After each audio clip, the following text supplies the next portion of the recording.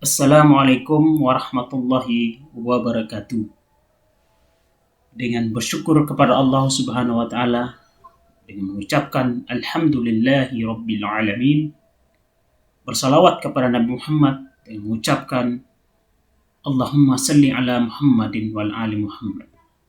Kembali lagi berjumpa di channel Stasiun Pencarian Akhir.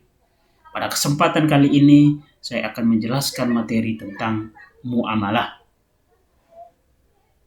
Baik, materi yang perlu kita bahas pada kesempatan kali ini adalah materi tentang muamalah. Ada beberapa sasaran yang harus kita pelajari pada kesempatan kali ini.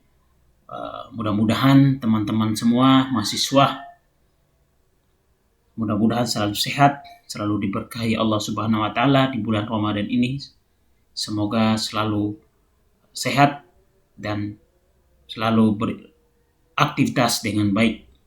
Amin ya rabbal alamin. Baik, kita ada beberapa sasaran materi yang perlu kita capai pada materi kesempatan kali ini, yaitu adalah hakikat muamalah. Yang kedua adalah pandangan Islam tentang kehidupan dunia. Kemudian yang ketiga adalah makna spiritual tentang kejayaan hidup. Kemudian apa saja yang termasuk di dalam ruang lingkup muamalah. Kemudian adapun tentang sasaran, yaitu prinsip-prinsip muamalah di dalam berkehidupan. Baik, sebagai pengantar bahwa muamalah itu termasuk di dalam, tidak terlepas dari bagian dari dalam kehidupan kita keseharian. Sebagai umat Islam yang taat akan Allah Subhanahu wa taala dan Rasul, tentu menjalani kehidupan yang tidak terlepas dari syariat ibadah sebagaimana yang telah diinstruksikan dalam dalil-dalil maupun fatwa dari para ulama.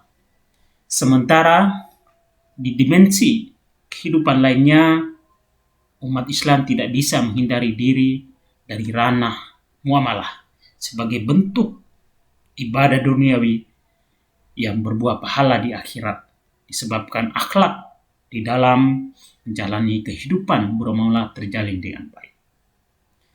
Sementara itu, umat Islam dianjurkan agar kehidupan di dunia ini diperbanyaklah melakukan berbagai akhlak-akhlak ataupun interaksi muamalah terhadap sesama sebagai bentuk kepedulian beramal saleh seperti berekonomi, politik, sosial, budaya, serta ilmu pengetahuan.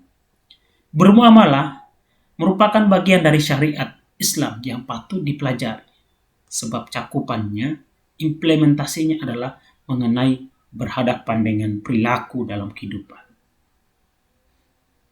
Dalam kehidupan yang nyata, sebab perkembangan zaman, tentu pola kehidupan atau cara berkehidupan juga akan mulai tergeser. Maka dengan ilmu muamalah inilah yang akan menjadi pacuan atau menjadi acuan kita di dalam mempertahankan syariat Islam dalam hubungan sosial kemasyarakatan tetap terjalin dengan kokoh atas dasar syariat Islam. Baik, saya akan beranjak dari tentang hakikat muamalah.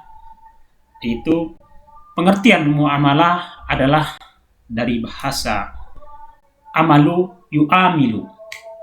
Berarti secara etimologinya semakna dengan al-mufa'alah, yaitu saling berbuat, saling bertindak, saling memahami, dan lain sebagainya. Kata ini pun menggambarkan bahwa suatu aktivitas yang dilakukan oleh seseorang dengan orang lain atau kelompok lainnya dalam memenuhi kebutuhan masing-masing.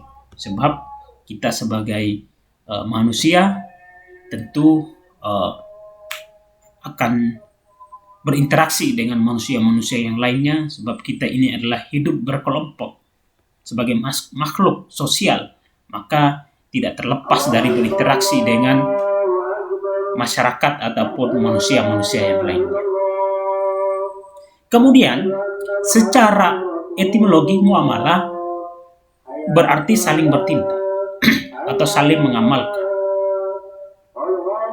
Saling mengamalkan. Muamalah merupakan suatu hukum-hukum yang mengatur persoalan kehidupan hablu minan nas dalam dimensi kehidupan sosial yang berdasarkan aturan yang sebagaimana telah ditentukan oleh syariat Islam untuk menciptakan kemaslahatan bagi sesama manusia. Jadi, muamalah ini lebih pada mengatur tentang hablu minan nas, hubungan antara manusia. Bagaimana kita berakhlak ataupun kita bermuamalah dengan manusia yang lain, tentu berpacu dengan syariat-syariat yang sebagaimana telah ditentukan. Kemudian, pada dasarnya muamalah itu dibagi menjadi dua. Bagian yang pertama yaitu muamalah dalam arti sempit, yaitu semua akad yang memperbolehkan manusia saling menukar manfaatnya dengan cara-cara dan aturan-aturan yang telah ditentukan Allah Subhanahu wa taala. Dan wajib manusia sebagai umatnya ataupun sebagai hambanya tentu akan mentaati. Sedangkan di dalam arti secara luas, muamalah itu termasuk di dalam aturan-aturan ataupun hukum-hukum Allah untuk mengatur manusia di dalam kaitan dengan urusan dunia, yaitu pergaulan sosial, ekonomi, dan lain sebagainya. Di dalam hukum, ada perbedaan hukum yang mengatur di dalam kita beribadah dan bermuamalah. Di dalam dimensi kehidupan sosial atau dimensi dalam kehidupan duniawi, tentu di dalam kaidah ibadah, bahwa di dalam ibadah itu ketika menjalankan sesuatu itu adalah berdasarkan dengan dalil-dalil yang ada. Jadi apa yang kita lakukan, apa yang diperintahkan oleh Allah Subhanahu wa taala, maka itulah yang kita kerjakan.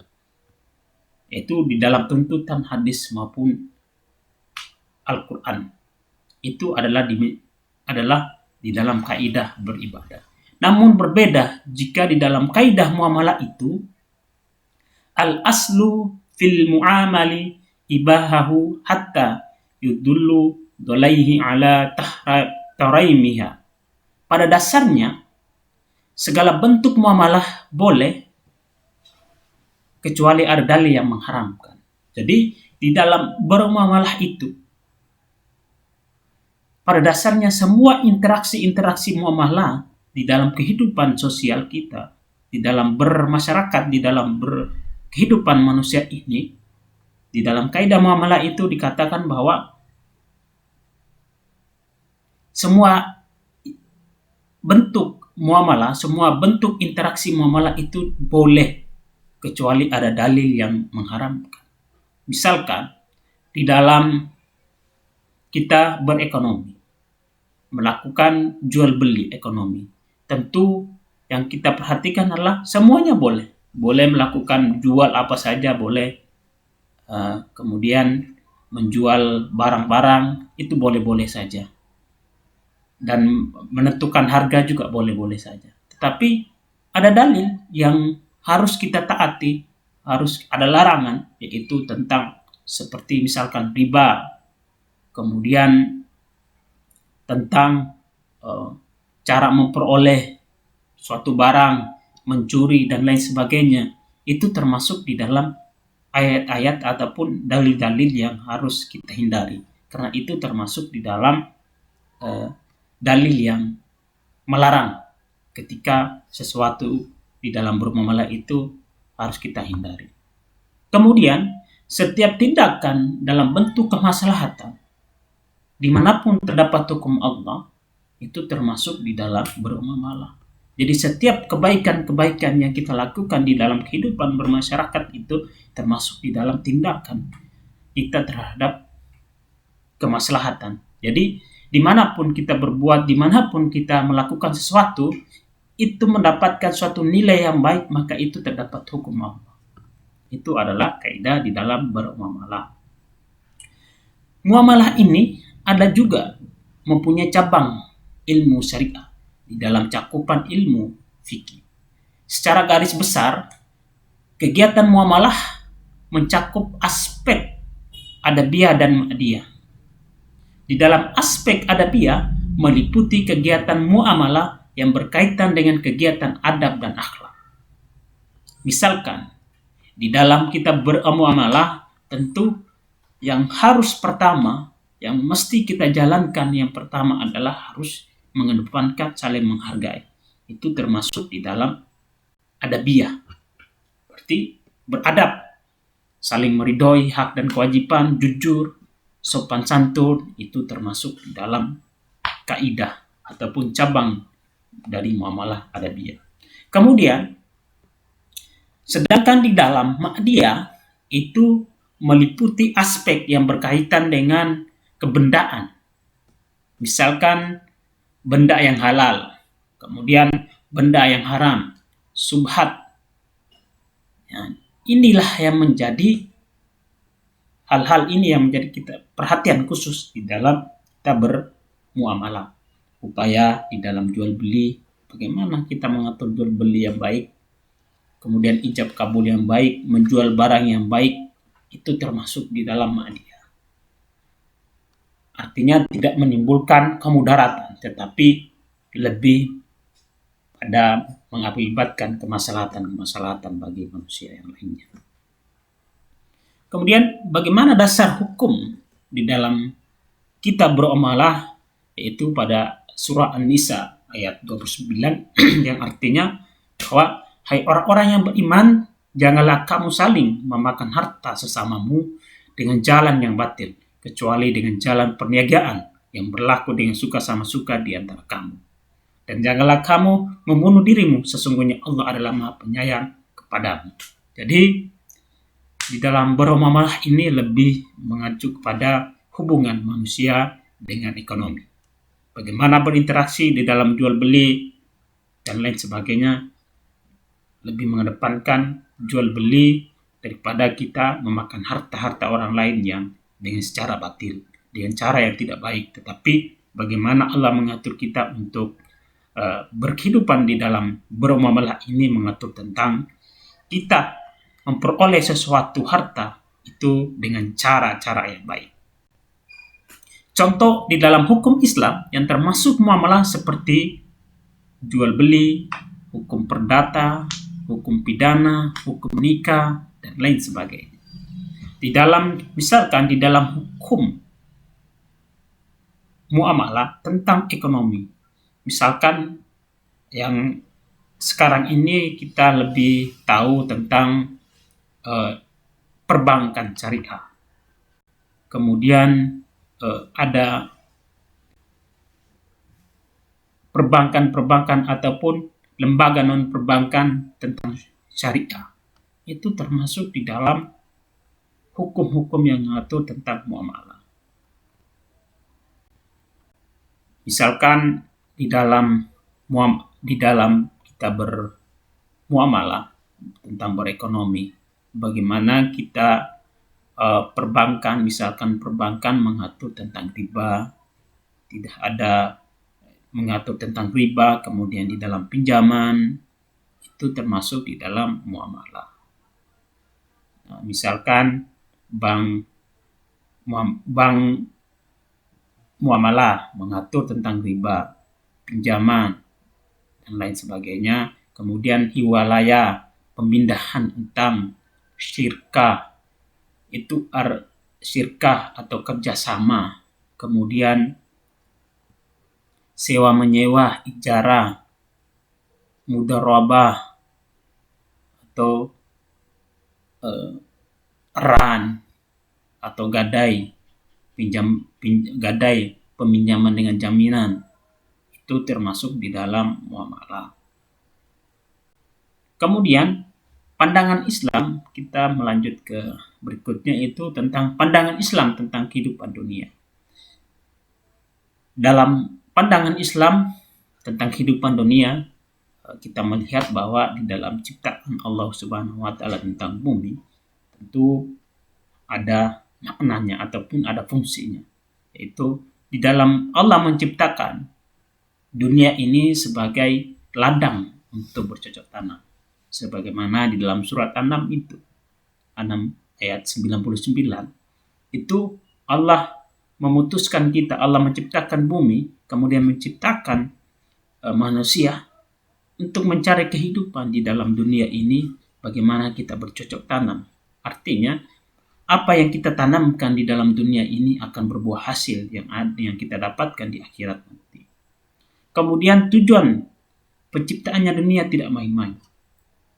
Allah tidak akan mungkin menciptakan dunia ini bermain-main, tetapi sebagai ujian ataupun sebagai ibadah kita kepada Allah Subhanahu wa taala. Sebagaimana dijelaskan di dalam Quran surat An-Nabiyyah ayat 16. Kemudian terciptanya dunia sebagai kesenangan. Adapun di dalam pandangan Islam ini, dunia ini sebagai kesenangan, sebagai menipu belaka, sebagai fata morgana, itu termasuk di dalam pandangan Islam. Kemudian sebagai ujian. Nah, dunia ini diciptakan sebagai ujian. Nah, bagaimana manusia ini bekerja, kemudian mencari ataupun berbuat di dalam dunia ini untuk meraih kehidupan di akhirat yang kelak, kekal di dalamnya. Kemudian terciptanya dunia sebagai meraih kesenangan akhirat. Itu surat An-Nisa ayat 77. Kemudian orang-orang yang rugi mengejar kesenangan dunia. Orang-orang yang selalu mencari harta, kemudian senang-senang di dalam dunia, tidak memikirkan kehidupan orang lain, tidak memikirkan kehidupan bagaimana kehidupan akhirat, tetapi lebih kepada karena cinta hartanya, cinta tahtanya, cinta terhadap jabatannya, dia akan lupa terhadap akhirat. Maka ini orang adalah orang-orang yang sangat rugi nanti di akhirat kelak. Kemudian dunia ini sebagai jalan kebaikan dan kejahatan. Ini dalam surat Al-Balad ayat 10. Bagaimana manusia itu ada dua jalan. Apakah jalan yang baik, yaitu jalan yang lurus, ataukah jalan yang bengkok-bengkok ataupun jalan yang tikungan-tikungan. Itu termasuk di dalam jalan-jalan kejahatan. Nah, bagaimana manusia mengatur kehidupannya di dalam beramal? Apakah dia harus berjalan lurus dengan baik, ihdinas siratal mustaqim, ataukah dia harus berjalan bengkok-bengkok atau banyak tikungan? Nah, itu termasuk di dalam bagaimana manusia ini memilih kehidupan jalan yang terbaik. Kemudian di dalam pandangan hidup, dunia pun menjaga keluarga dari siksaan api neraka. Nah, ketika orang-orang yang sudah berkeluarga, orang-orang yang telah berkeluarga, statusnya berkeluarga, tentu menjaga dari siksaan-siksaan api neraka di dalam keluarganya, bagaimana cara menuntut keluarganya ke jalan yang benar dan ke jalan yang salah, seperti yang ke jalan kebaikan ataupun ke jalan kejahatan. Itu termasuk tugas dari keluarga itu sendiri. Di dalam pandangan Islam juga tentang kehidupan dunia ini merupakan suatu kehidupan yang saling berbuat kebaikan dalam segala aspek aktivitas kehidupan. Kemudian kita melanjutkan tentang makna spiritual tentang kejayaan hidup. Sebenarnya setiap dari historis masa lalu, historis keislaman, perjuangan keislaman, itu tentu mempunyai tentang cerita tentang kejayaan hidup, baik itu secara individu maupun secara kolektif di dalam berislam ataupun di dalam berbangsa pun mempunyai historis yang sama. Di dalam kehidupan ini tentu memiliki berbagai peradaban tentang kejayaan hidup. Dari fase ke fase, setiap manusia itu memiliki jiwa spiritualnya dalam mencari arti dan hikmah dalam kehidupan. Di dunia ini dengan berbagai cara, dilalui dengan jalan yang baik. Memiliki catatan, jejak dari sejarah dalam memaknai kehidupan, dengan berbuat kehidupan ini menjadi bermakna jika berusaha menghidupi diri dan keluarga dengan penuh kebahagiaan. Dunia ini, siapapun berinovasi di dalam ilmu pengetahuan dan teknologi merupakan sebuah catatan kejayaan hidup. Misalkan di dalam dunia Islam tentang catatannya sejarahnya tentang terhadap ilmu pengetahuan dan keberanian hidup di dalam berdakwah menghidupkan Islam di berbagai pelosok dunia. Jadi kejayaan mulai dari masa Rasulullah, kemudian ke sahabat, para ulama, kemudian ada kejayaan-kejayaan tentang jejak kehidupan Islam di dalam beragama, kemudian menjalankan dakwah, itu termasuk di dalam catatan spiritual tentang hidup, kejayaan hidup. Jadi kejayaan hidup pun harus kita meraihnya sebagai suatu peradaban di dalam berkehidupan muamalah. Jadi tidak salah orang-orang yang melakukan kejayaan hidupnya untuk meraih spiritual atau meraih catatan sejarah di dalam kehidupan. Itu termasuk di dalam makna spiritual tentang kejayaan hidup. Kehidupan manusia juga tentu berbagai banyak aspek yang bertujuan untuk memberikan dampak yang positif kepada manusia lainnya. Kemudian berikutnya adalah ruang lingkup muamalah. Di dalam ruang lingkup muamalah ini lebih mengacu kepada kita berekonomi. Jadi ruang lingkup muamalah ini terbagi menjadi dua, yaitu ruang lingkup muamalah madiyah dan adabiyah. Seperti madiyah itu pasti kebendaan ya. Kita melakukan secara interaksi kebendaan ataupun secara bisa dikatakan sebagai jual beli ataupun interaksi di dalam bermuamalah. Adabiyah itu termasuk di dalam kita beradab, berakhlak, sopan santun di dalam kehidupan bermuamalah. Jadi dua-duanya ini tidak dapat dipisahkan, harus disatukan. Ketika kita melakukan jual beli, kita melakukan aktivitas yang lainnya, harus dikedepankan adalah adabiyahnya. Di dalam pembahasan muamalah tentang madiyah itu, seperti yang tadi saya katakan bahwa tentang masalah jual beli, al-bai'i, al-tijarah, termasuk jual beli. Kemudian jual beli, bagaimana Allah mengatur kita untuk jual beli. Kemudian mengatur tentang gadai atau al-rahan. Kemudian jaminan dan tanggung jawab, kafala atau daman. Kemudian pemindahan utang, al-hiwalaya. Kemudian tentang perseroan atau perkongsian atau al-syirkah, al-musyarakah, atau tentang persorangan, harta dan tenaga, itu tentang mudharabah. Kemudian tentang jual beli juga bisa juga dikatakan sebagai murabaha. Kemudian sewa menyewa, al-ijarah, pemberi hak guna, pakai al-araya. Kemudian barang titipan yaitu wadiah. Kemudian barang temuan al-lughat. Kalau di dalam berekonomi Islam, berekonomi syariah, itu lebih mengacu kepada seperti kalau kita misalkan kita berinteraksi di bank-bank syariah, itu termasuk ada namanya ini. Ada jual beli namanya, ada yang akad-akad yang harus kita jalankan itu tentang wadiah, titipan, kemudian ada tentang mudharabah, kemudian ada tentang murabaha, jual beli. Itu termasuk di dalam lebih kita temukan di perbankan syariah. Kemudian tentang pertanian itu al-mujarah. Kemudian sewa menyewa, al-muqarabah. Kemudian upah, ayuran, al-amal. Itu tentang pembagian ruang lingkup muamalah yang bersifat madiyah. Kemudian tentang ruang lingkup tentang bersifat adabiyah ini ialah tentang ijab kabul, kemudian saling meridai, hak dan kewajiban, kejujuran. Nah, itu kan akhlak kita di dalam bermuamalah. Ketika melakukan suatu proses interaksi jual beli, tentu harus ada ijab kabulnya, tawar menawarnya dengan baik, Ya, ketika sudah harganya pas, maka saling meridhoi antara harga yang telah ditetapkan.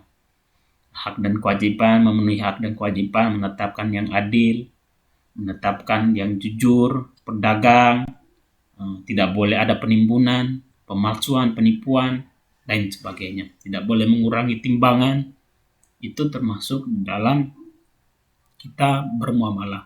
Kemudian bermuamalah juga tentu harus memperhatikan bagaimana unsur-unsur di dalam kita bermuamalah itu tidak ada mengandung unsur-unsur yang maisir, gharar, riba, ya tentang hal-hal yang tidak tentang riba, kemudian hal-hal yang tentang bersifat uh,